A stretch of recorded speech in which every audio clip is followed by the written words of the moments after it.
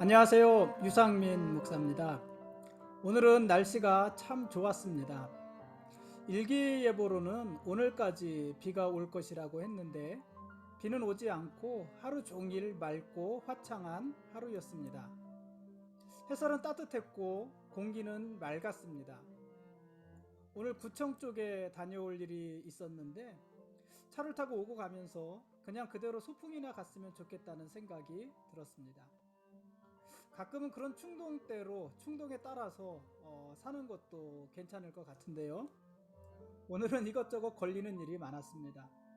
수요 예배도 있고 이렇게 길라잡이 영상도 만들어야 되고 이것저것 할 일이 많아서 교회로 돌아올 수밖에 없었습니다.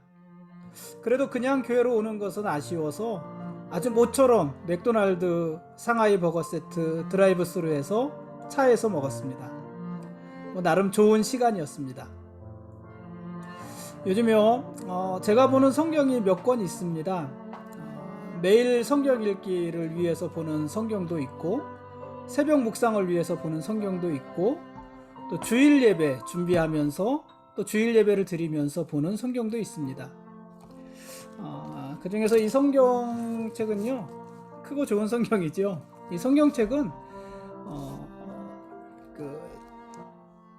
주일 예배를 위해서 제가 보는 성경입니다. 이 성경을 가지고 주일 예배 설교 준비도 하고 또 주일 예배를 드릴 때 이 성경책을 가지고 강단에 올라가서 예배를 드리기도 합니다.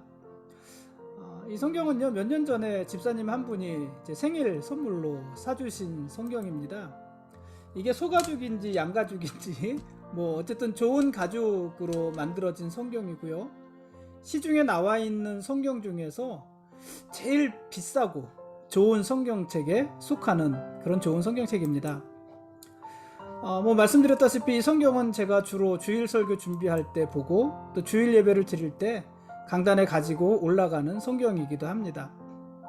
그런데 얼마 전에요 이 성경책 그 안의 내용 중에서 창세기 중 일부가 제본에서 떨어져 나왔습니다. 또 이 창세기 중 일부가 제본에서 떨어지면서 이 성경책 커버도 제본에서 떨어졌습니다. 뭐가 먼저 진행된 건지는 모르겠습니다만은 어쨌든 이 커버도 떨어지고 속 내용도 일부가 제본에서 떨어져 나왔습니다. 굉장히 보기도 안 좋고요 불편하고 그랬습니다. 지난주일 일부 예배 때 같이 예배를 드리시던 집사님 한 분이 그걸 보고서요 가져가시더니 아주 완벽하게 제본을 해서 가져다 주셨습니다. 본인이 직접 한 제본이라고 합니다. 본인 말로는 2% 부족한 제본이라고 하는데 제가 보기에는 완벽한 제본입니다. 덕분에 오랫동안 이 성경책을 볼 수 있을 것 같습니다. 저는 원래 성경책 한 권을 오래 보는 편이 아니거든요. 보다가 성경책을 바꾸고 그렇게 보는 편인데 아마 이 성경책은 왠지 마음이 더 가고 오랫동안 두고 볼 수 있을 것 같습니다. 오늘 말씀 보시겠습니다.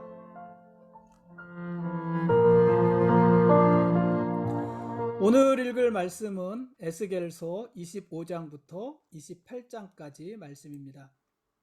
하나님은 이스라엘의 하나님이실 뿐 아니라 모든 나라, 열방의 하나님이기도 하십니다. 이 말이 오늘 우리들에게는 너무나도 당연한 말이지만은 그러나 어떤 사람들에게는 이해할 수 없는 말, 수긍할 수 없는 말이기도 할 것입니다. 어쨌든 하나님은 이스라엘만의 하나님은 아니십니다. 모든 열국의 하나님이십니다. 왜냐하면 하나님께서 우주 만물을 모두 창조하셨기 때문에 그렇습니다. 그래서 모든 자연의 질서뿐 아니라 모든 나라도 하나님의 손 안에 있는 것입니다.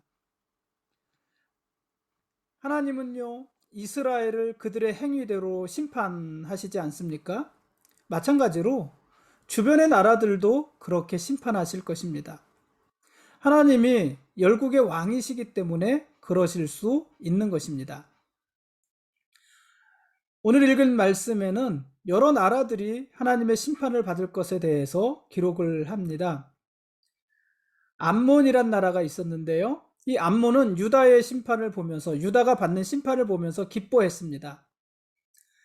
예루살렘 성전이 더럽혀질 때, 예루살렘 성이 황폐해질 때, 예루살렘의 백성들이 포로가 돼서 바벨론에 잡혀갈 때, 암몬 사람들은요, 예루살렘을 불쌍히 여긴 것이 아니라 아하 좋다 하면서 손뼉을 치고 발을 구르며 기뻐했습니다.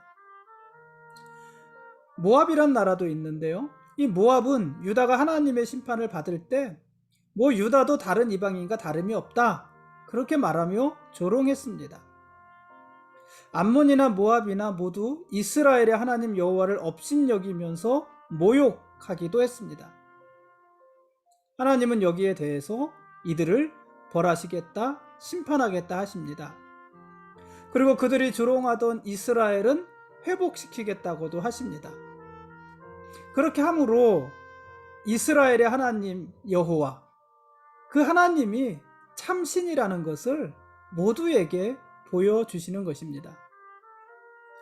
에돔과 블레셋은요, 유다를 향한 복수심이 있었습니다.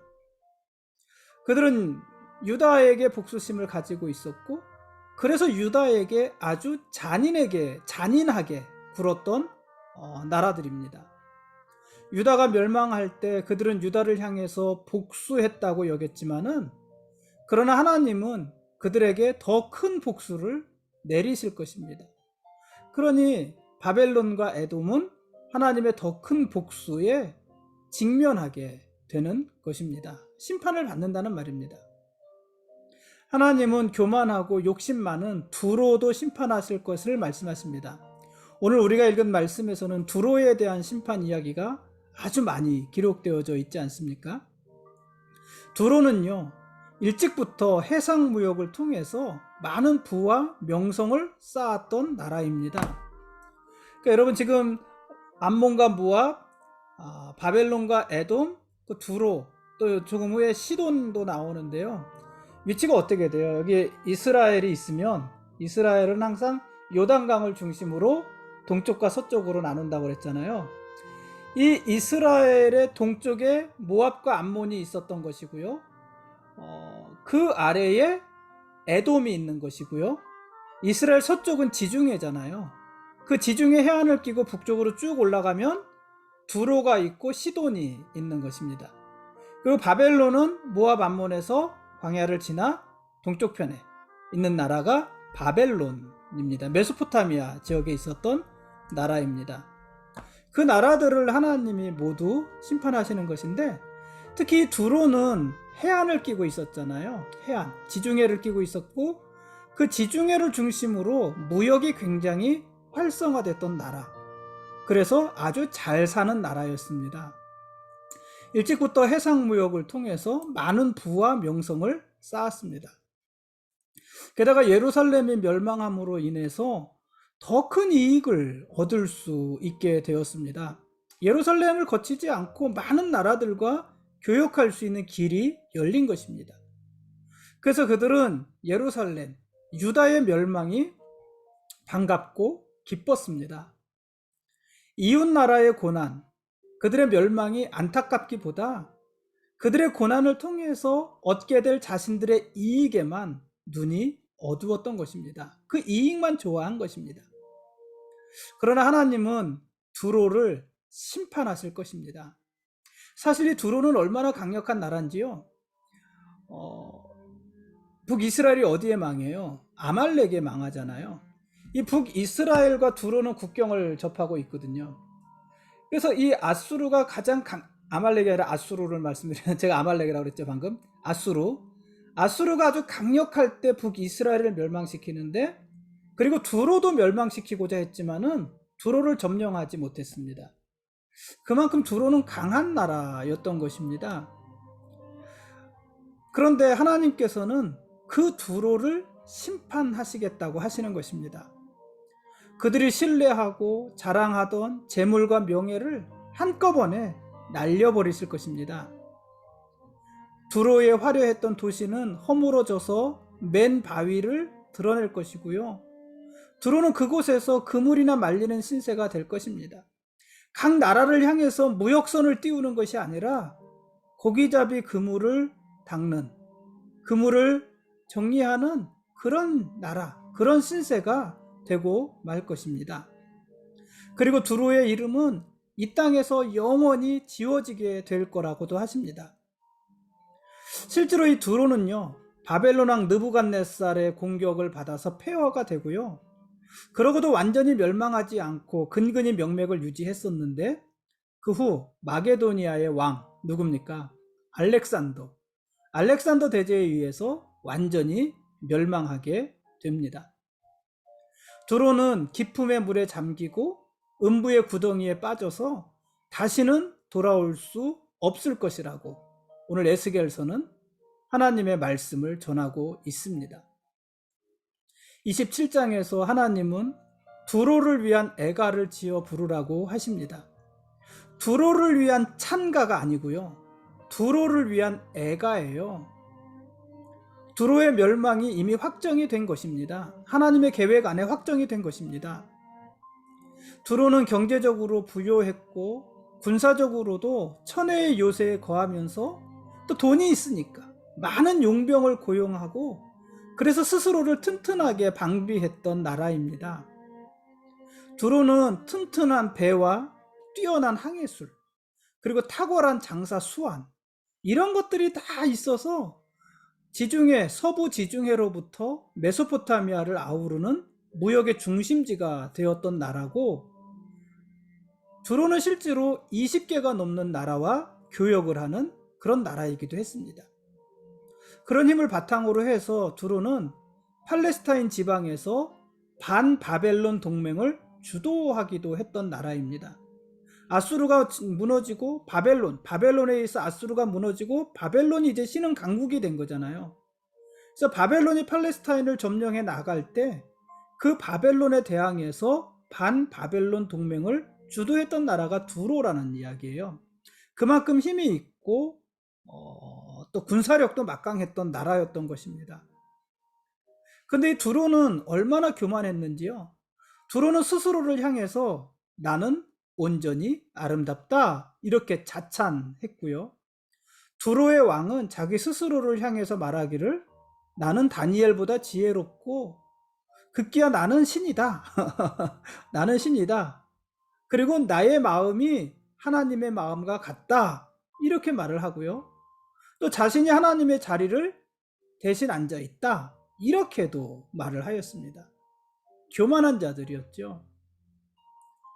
왜냐하면 그만큼 그들은 경제적으로, 군사적으로 모든 것에 있어서 힘이 있고 부유했기 때문입니다. 여러분, 그러나 하나님이 함께하지 않는 부와 힘은요, 영광의 찬가가 아니라 애가의 대상이 되는 것입니다. 아무리 많은 것을 가지고 아무리 강력한 힘을 가졌다 해도 그것으로 찬가를 받는 것이 아니라 애가를 듣게 될 거라는 거예요. 하나님이 함께하지 아니하시는 부와 영광은 그런 것이라는 것입니다. 두로가 부귀와 명성을 쌓는 데는 아주 오랜 시간이 걸렸지만 그것을 잃어버리는 것은 한순간에 지나지 않을 것입니다. 에스겔서 27장 26절은요 이렇게 기록을 했어요. 두로를 향해서 하는 말씀이에요. 네 사공이 너를 인도하여 큰 물에 이르게 함이요 동풍이 바다 가운데에서 너를 무찔렀도다. 하나님이 한순간에 두로의 배들을 파손시키시고 배가 가라앉을 때 그들의 부와 명예도 바닷속 깊이 잠기게 하시겠다는 것입니다. 한순간입니다. 그리고 그렇게 하심으로 두로의 왕은 자기가 하나님과 동급이라고 그렇게 여겼지만 두로의 왕이 신이 아니라 연약한 사람에 지나지 않는다는 사실을 하나님이 심판을 통해서 그들에게 보여주시고 열국에 보여주실 것입니다. 하나님은 이스라엘을 멸시하고 학대하는 시돈에 대한 심판도 선언하십니다. 두로 옆에 있는 나라 시돈. 하나님은요 시돈을 심판하시고 반면에 이스라엘은 회복하실 것입니다. 이를 통해서 하나님은 이스라엘의 하나님이실 뿐 아니라 열국의 하나님이심을 만방이 알게 하시는 것입니다.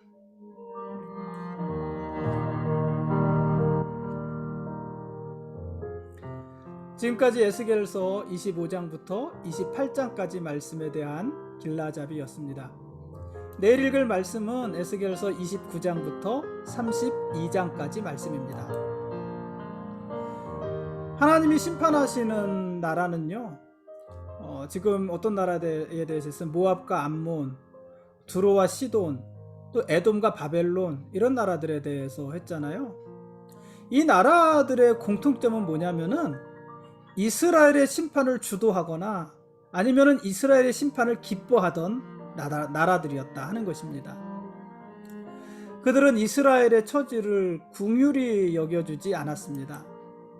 그들은 이스라엘의 심판을 보면서 두려워하지도 않았고, 그러니 하나님 앞에 자기들의 죄를 조심하면서 근신하지도 않았습니다.